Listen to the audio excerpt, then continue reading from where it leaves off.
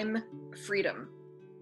These are things that are at a premium for family caregivers, even when we're not talking about a pandemic. So now you have the caregivers being responsible for the shopping and the cooking during this time. And the shopping and the cooking may be relative to people who are living in their own household, adults, children, or it may be that they even have to provide these services to neighbors or loved ones who don't live with them. What might be some of your tips and recommendations for family caregivers for when they're actually going into the grocery store to be able to get the best for, say, the least, and also maximize their time so that maybe they can eke out just a little bit of freedom? Yes, those are absolutely the three key pillars. And I hear it from my clients all the time as well, right? The cost, the time, and the freedom. And what I find works best is to get into a routine, because often the challenge is you get so busy with everything else that food comes to the as like the last thing that you think about, right? You have a crazy day and then you get home and it's like, oh my God, what am I gonna make and make everybody happy? And it causes a lot of stress. Okay. So get into a routine. So I can break it down into three simple steps. So the first one is to plan. So just schedule, like, time block, maybe, half an hour on a day where you're not as busy as Saturday or Sunday if your weekends are off. And that's when you want to plan for, okay, what's the food that we're going to be eating looking like for the next week? So first do a scan of your inventory. So look what's in your cupboards, what's in your fridge. Like, there's always things in your freezer, your kitchen that you completely forget about, right? And use those as a basis for your meal planning for the following week. Okay. And then fill in some gaps. Okay. Well, I need this or I need that. Do a scan, maybe find some of your favorite recipes or go to favorite meals for your family, and then make your grocery list based on that. Okay. So it takes a bit of time. This might take, 15, 20 minutes. It gets quicker as you go along, but then it saves so much time, because when you get to the grocery store, so step 2 is shop. Get to the grocery store, you're prepared, you have a plan, you have a mission. So right away, the stress is going to be down.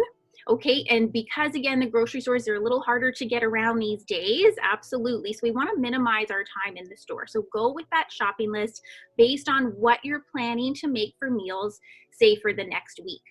And then when you're shopping, you get everything done. And then, of course, like the cost savings, that comes usually at the grocery store. So maybe in advance, you're looking through flyers. That's a great way.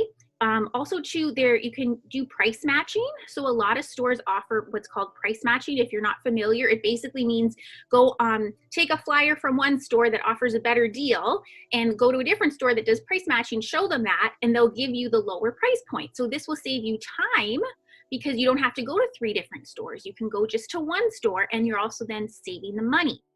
To also help with price matching, you can use an app called Flip. So Flip has basically all the flyers on the app, so you can compare the different stores to see which store offers the best price point for whatever food item that you want. And then the third step is the prepping, okay? And no one, especially after a long, hard day at work, right, wants to come home and spend an hour or more in the kitchen.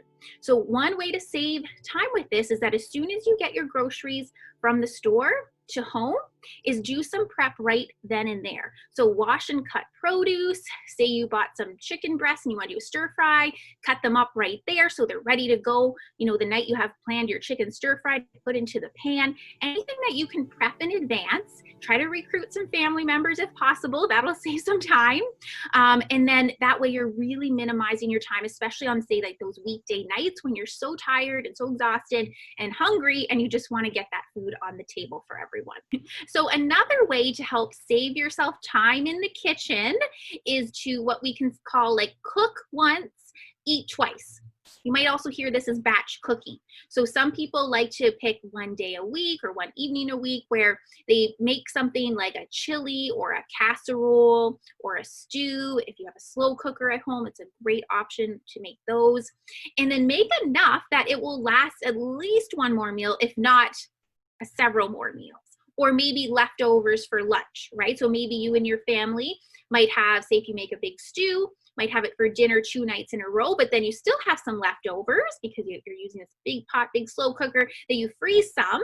So again, for those really crazy nights, you just don't have time to make dinner, or for lunch when you're running out the door, you can grab the leftovers there. So definitely try that to save yourself some time, is to cook once and eat at least twice. So those 3 steps: plan, shop, and prep. And then of course, let's add in a 4th step, which is eat, because that's the most fun part. Let's not forget about that. If you enjoyed this video, please like and subscribe to our channel. And don't forget to take our quick survey to give us your feedback. Find the link in the video description below.